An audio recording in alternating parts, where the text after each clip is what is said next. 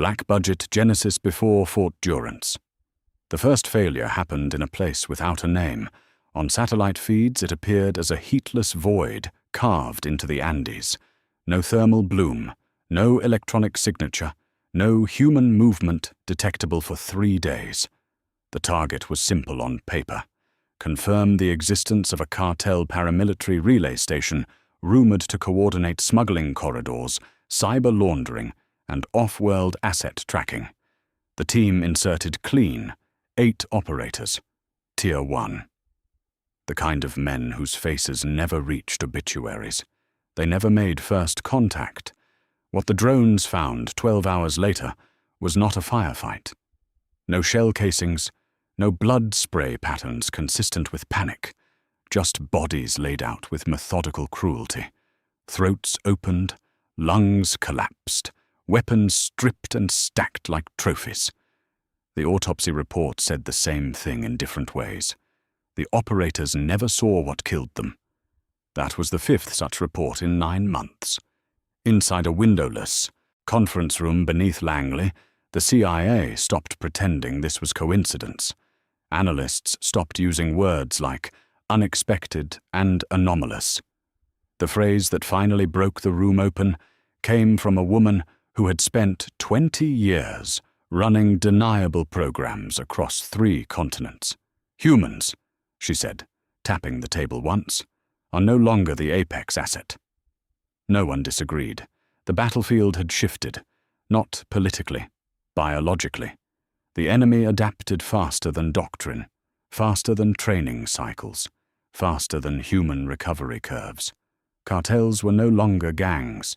They were proto-states with paramilitary wings, biohackers, and fighters raised from adolescence in violence.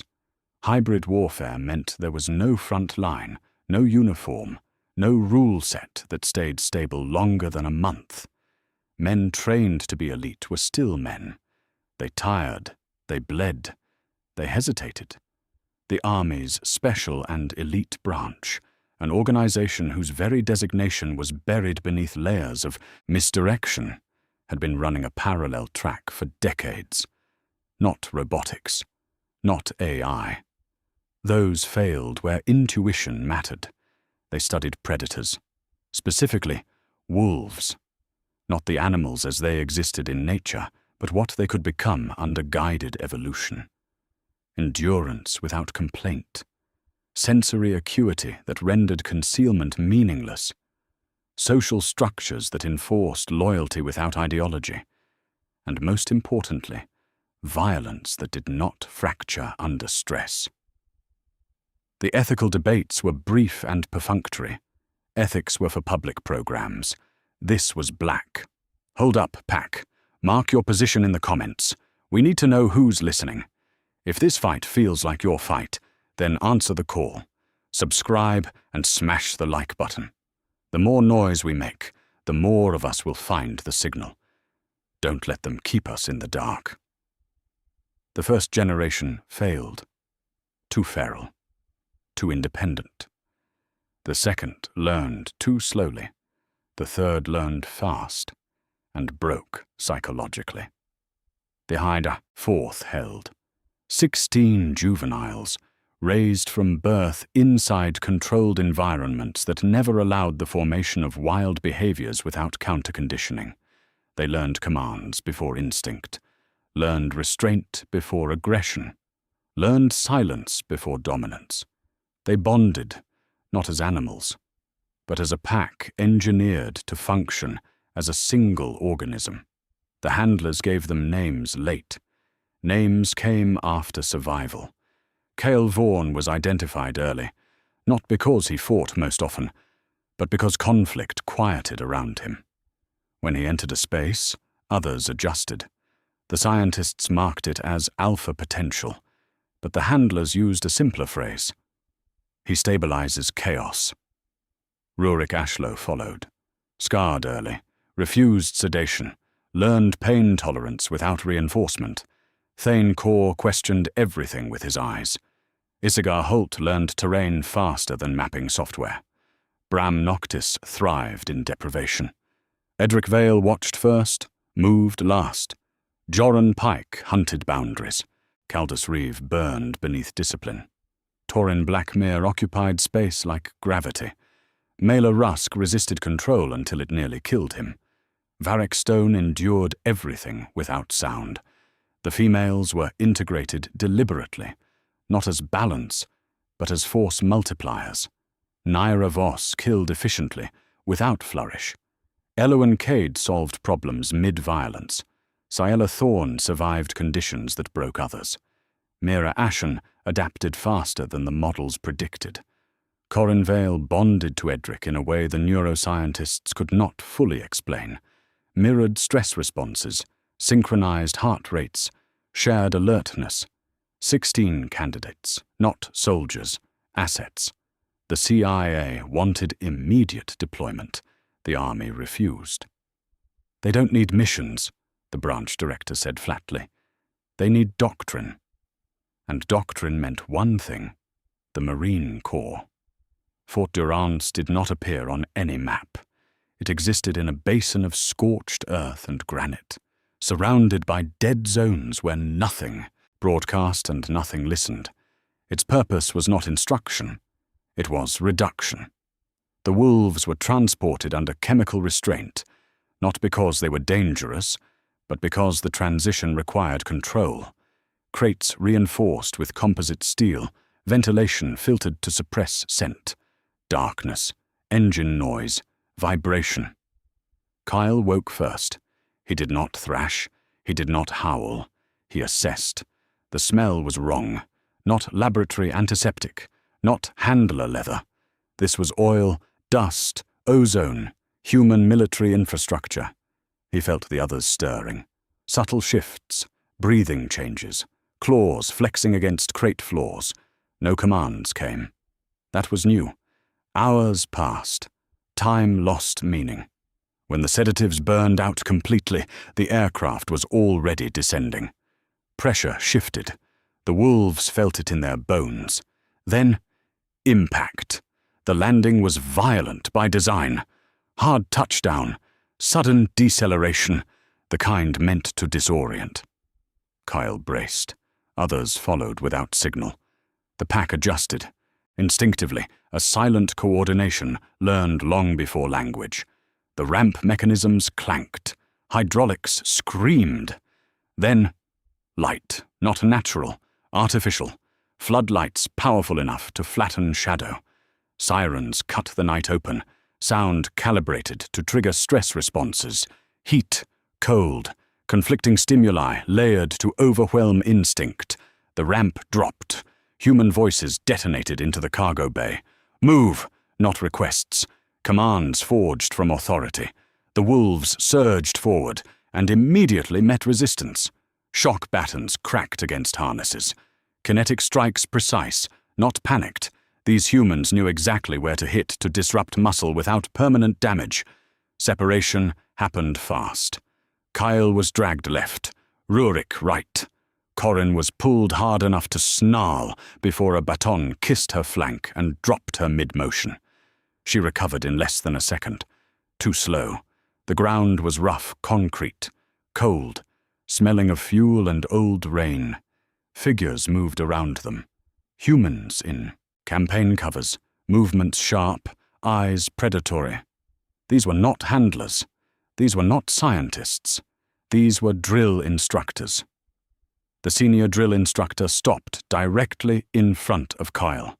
He crouched, not in fear, but dominance. His voice was controlled, lethal in its calm. "You don't growl here." Kyle held his gaze. Instinct screamed to assert. Training whispered restraint. A baton pressed under his jaw, lifting his head until his neck burned. "You breathe when I allow it." The baton withdrew. Kyle stayed still. The kill hat was everywhere. Motion without rest. Correction delivered before thought could form. The knowledge hat observed from the perimeter, recording reactions, cataloguing failures. The wolves were herded into processing bays. Fur trimming began immediately. Clippers bit close, removing scent identity, stripping warmth, exposing skin. It was not cosmetic. It was psychological. Uniformity replaced individuality. Medical screening followed under lights. Too bright, instruments too cold, mouths forced open, needles inserted without warning, pain introduced casually, without apology. Those who resisted were corrected. Those who adapted survived. The initial fitness tests began before recovery. Weighted harnesses, timed endurance runs on unfamiliar surfaces, balanced drills that punished quadrupedal assumptions, failures mounted. No one stopped. Mailer Rusk collapsed twice. He rose twice. The third time, he was shocked back to his feet. "You don't get to quit," a voice roared. "You get to continue." By the time formation was attempted, the wolves shook with exhaustion. They stood imperfectly, lines crooked, spacing wrong, discipline incomplete. The drill instructors watched, not with anger, with interest. Week 0 had begun, and Fort Durance was hungry. Fort Durance, Week 0, Night 1. No one slept. Sleep was not denied as punishment. It was simply removed as an option. The wolves learned this within the first hour after formation dissolved into controlled chaos. They were moved at a pace designed to keep muscles warm but minds fraying. Short sprints between concrete bays, abrupt halts, forced stillness under floodlights that erased depth perception. Every surface smelled wrong. Oil soaked into stone, old sweat baked into metal, ozone lingering from electrical systems. Fort Durance carried the scent of use, not occupation. This place existed to wear things down. The drill instructors never stopped talking, not shouting constantly, directing. Volume rose and fell deliberately, calibrated to keep cortisol elevated without tipping into white noise. When silence came, it was worse. Silence meant observation. Kyle learned quickly to measure time not in minutes, but in corrections. A baton strike here, a barked command there. The absence of pain became data. They were herded into intake bays, long, narrow structures with grated floors and drain channels cut into the concrete. Water sprayed from overhead pipes without warning, cold enough to steal breath. The wolves stiffened instinctively, furless skin reacting violently. "Don't shake!" The command came sharp and immediate. Shaking was weakness. Shaking meant heat loss, loss of control, visible vulnerability. The wolves locked muscles down, teeth chattering internally while bodies held still. Uniform fitting followed. Harnesses tightened to uniform measurements that did not account for comfort. Straps bit into shoulders and chests. Weight distribution was deliberately imperfect, forcing constant micro-adjustments to posture. Gear was not explained. Explanation implied negotiation. Identification tags were clipped on, numbers, not names. Kyle was 031. Names were gone. Medical screening escalated in intensity. Heart rates monitored under stress. Blood drawn while push-ups were enforced. Dental inspections performed mid-exertion, jaws forced open while lungs burned. Ciela Thorne resisted the mouth brace instinctively. A baton cracked against her foreleg. Not hard. Precise. She complied. That compliance was noted. The knowledge hat spoke for the first time hours into processing. His voice was quieter than the others, which made it more dangerous. Everything you were before tonight is irrelevant. You are not a pack. You are not special. You are not predators here. You are recruits. He paused, letting the word sink. Fail fast, or don't fail at all. The first true psychological fracture came during isolation. They were separated completely. Individual holding pens, sound-dampened walls, lighting fixed at an angle that eliminated shadow. No sight lines, no scent transfer. The engineered bond that defined them was severed deliberately. Kyle felt it immediately. Not pain. Absence. Like losing a limb without nerve damage. He could sense the pack was nearby, but unreachable. Instincts clawing for contact that never came. Time stretched. Commands arrived through speakers without warning. Down! Up! Still! Move! Compliance was timed to fractions of a second. Delays earned correction. Anticipation earned correction. The only acceptable state was reactive obedience. Rurik Ashlow growled once. Not loud, not aggressive. A door opened. 2 DIs entered. No words. The baton struck Rurik's flank, then shoulder, then spine, non-lethal but dominating. When they left, Rurik did not growl again. By morning, if it could be called that, the wolves were marched to the parade deck. The deck was massive, open, exposed. Wind cut across it unobstructed, carrying grit that scoured bare skin. The wolves were lined up in rows, spacing enforced with shouted corrections and physical adjustment.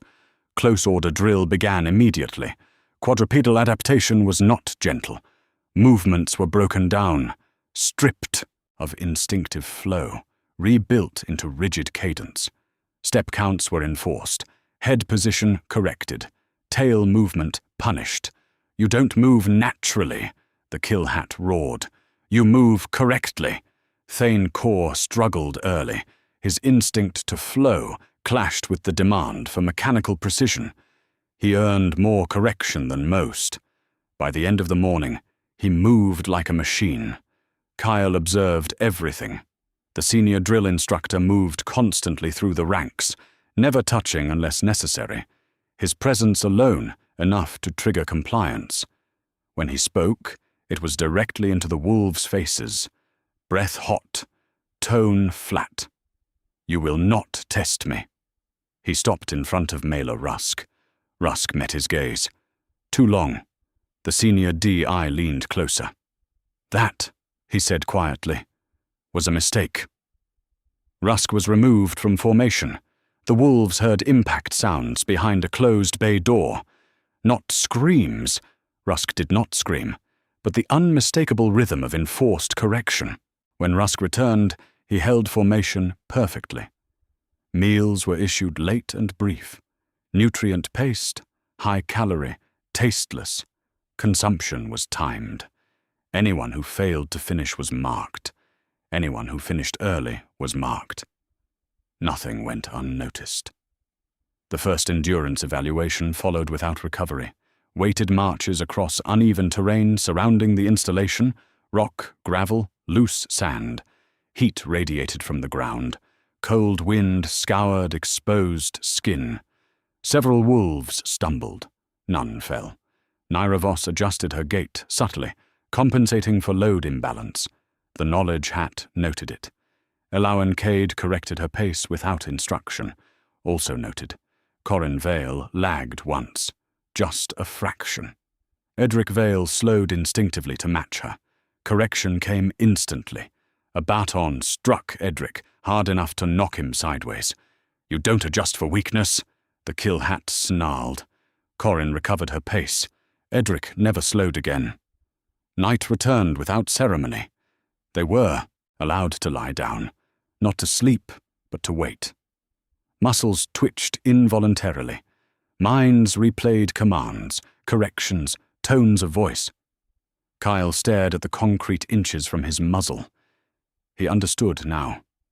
This place was not testing strength. It was rewriting hierarchy. Instinct was being stripped down to raw impulse and rebuilt under doctrine. Pack loyalty was being broken, not destroyed, but delayed, so it could later be reforged under marine structure. The drill instructors did not hate them. Hatred required emotion. This was craft. As dawn approached, the senior drill instructor addressed them one final time before the next evolution. You're still here, he said. That's not success. That's permission. He leaned forward slightly. Week 0 isn't over. The siren sounded again. By the second day, pain stopped being a signal and became a background condition. Muscles burned constantly, not from exertion alone, but from holding posture, holding stillness, holding obedience under stimulus designed to provoke reaction. The wolves learned that movement was not inherently wrong. Unauthorized movement was. That distinction mattered more than instinct. The parade deck became their primary environment. Wind never stopped there. It cut through the basin and funneled across the open concrete, carrying grit that worked into eyes and exposed skin. Fur trimming had been thorough. What remained offered no insulation. Cold at night, heat by day. No relief either way. Close-order drill consumed hours at a time. Left, right, halt. Commands came without rhythm at first, intentionally irregular, forcing reaction rather than anticipation. When the cadence finally stabilized, it was brutal. Precise counts, enforced alignment, immediate correction for deviation measured in inches. Quadrupedal movement had to be relearned. Natural gait was punished. Flow was punished.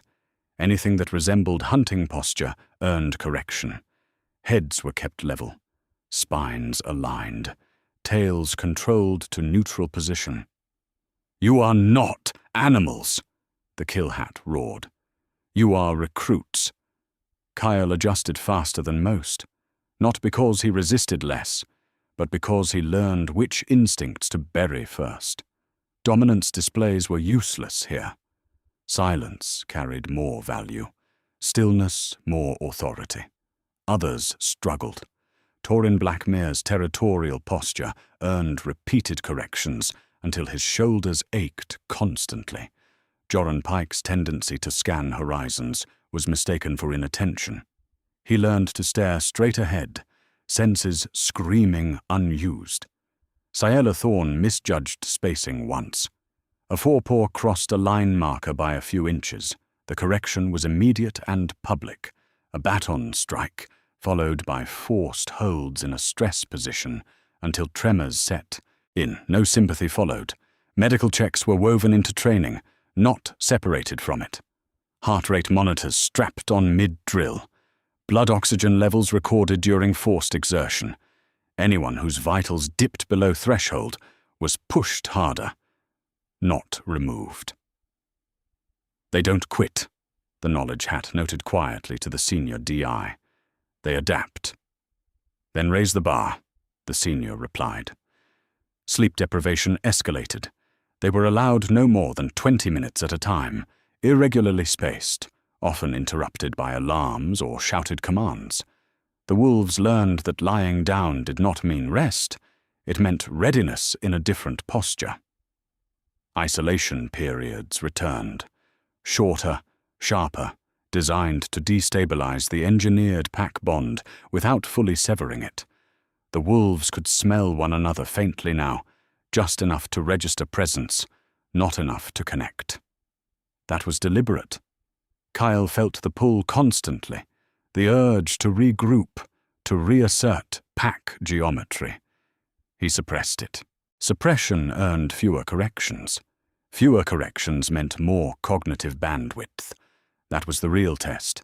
Mental load increased steadily.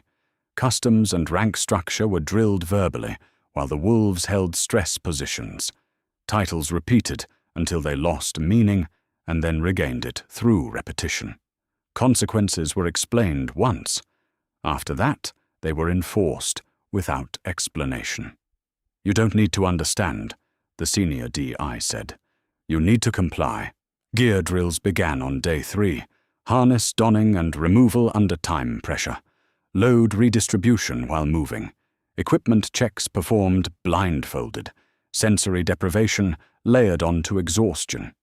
Failures were punished collectively. When Melo Rusk misaligned a strap, the entire formation held position until joints screamed. Rusk did not look at them. He stared straight ahead, jaw clenched. Later, Naira Voss corrected his strap without instruction. Quietly, efficiently, the drill instructors noticed. Meals remained minimal. High-calorie paced, administered under supervision. No one ate alone. No one finished comfortably. Gastrointestinal stress followed, another variable introduced intentionally. The wolves learned to function through discomfort, to hold formation while bodies protested. The first injury occurred on day 4. Caldus Reeve misjudged footing during a forced sprint across gravel. His left leg slipped, weight shifted wrong, ligament strained audibly. He did not vocalize. He corrected his gait mid-stride and finished the run. Medical evaluation was immediate and ruthless. No tenderness, no reassurance. The joint was wrapped tightly, mobility restricted just enough to hurt. "You can still move," the corpsman said flatly. "Then move." Caldus moved. By the end of day 4, the wolves no longer reacted to shouting with instinctive tension. Voices blurred into data streams, pitch, cadence, intent. They learned which tones preceded correction and which preceded escalation. The drill instructors adjusted accordingly. The senior DI addressed them at dusk, formation rigid despite fatigue. "You're learning," he said. "That's dangerous." He paced slowly. "Learning makes you think you're improving. You're not. You're just less ignorant." He stopped in front of Kyle.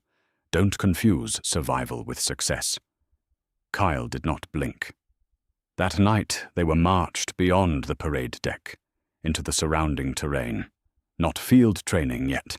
Exposure, uneven ground, darkness without cover, wind louder than commands. They stood there for hours. No movement, no speech, just standing, muscles locked, minds drifting toward instinctual solutions they were forbidden to use. Kyle understood the design now. Receiving phase was not about introducing marine doctrine. It was about erasing alternatives. By the time they were marched back to the bays, dawn was breaking again. Several wolves stumbled. None fell. Week 0 pressed on, and Fort Durance continued its work. By day 5, the wolves stopped thinking of Fort Durance as a place. It was a condition. The installation no longer registered as buildings, decks, or bays. It was an omnipresent pressure, applied constantly, adjusted subtly, never released. The wolves learned that relief was not part of the system. The only variable was how much pressure they could carry without breaking form. The drill instructors escalated accordingly. Volume increased, but not uniformly. The kill hat shifted from constant aggression to sudden violence, long stretches of eerie calm punctuated by explosive correction. The knowledge hat began speaking more, injecting doctrine fragments and rules mid-exertion, forcing the wolves to process information while bodies failed. The senior drill instructor remained the axis. He rarely shouted now. His authority no longer required it. Close-order drill reached its most punishing phase. Movements were chained together without pause. Halts into turns, into sprints, into immediate stillness.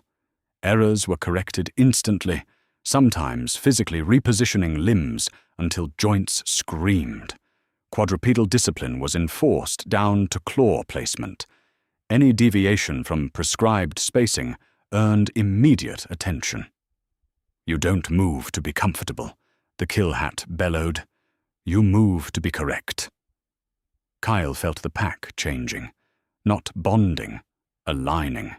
They were no longer reacting as individuals sharing space.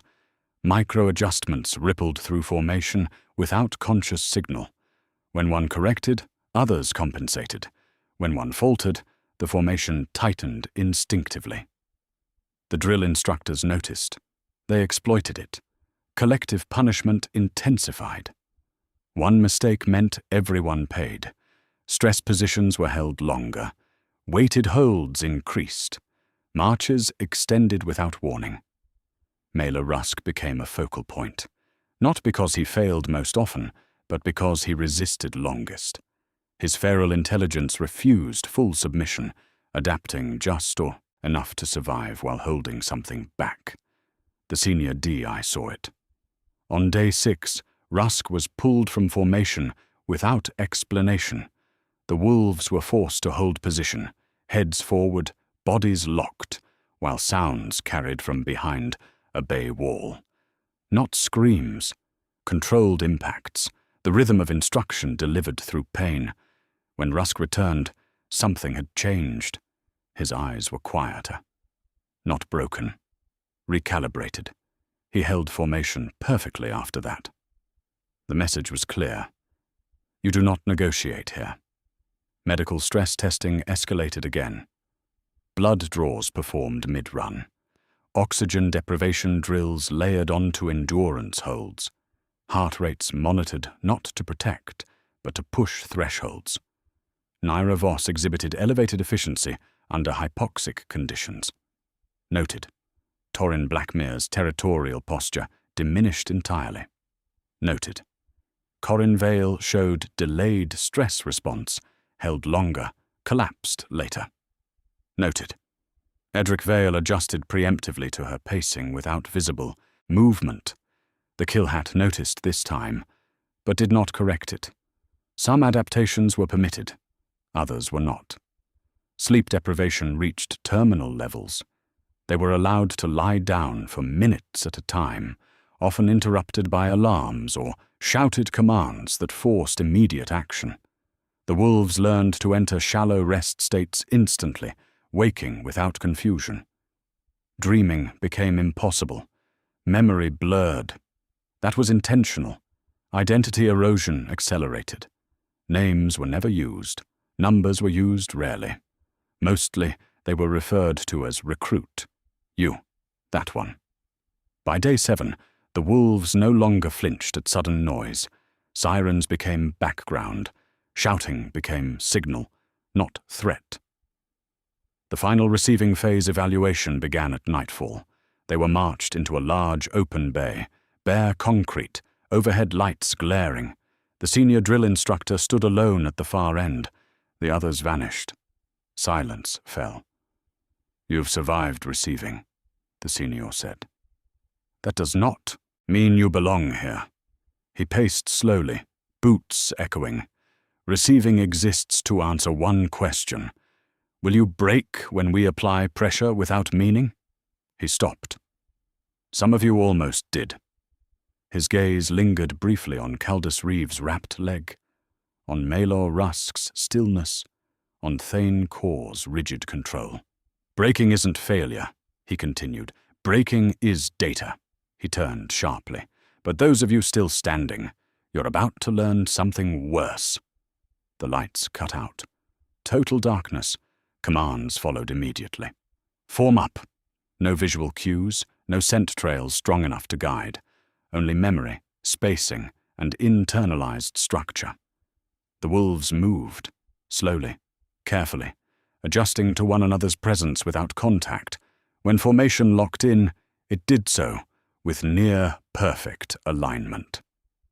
The lights snapped back on. The drill instructors were already there, surrounding them. The senior nodded once. That, he said, is permission. He stepped back. Receiving phase is complete. No celebration followed. No relief. Only transition. As they were marched back toward the bays, Kyle felt something unfamiliar settle into his chest. Not pride, not confidence, orientation.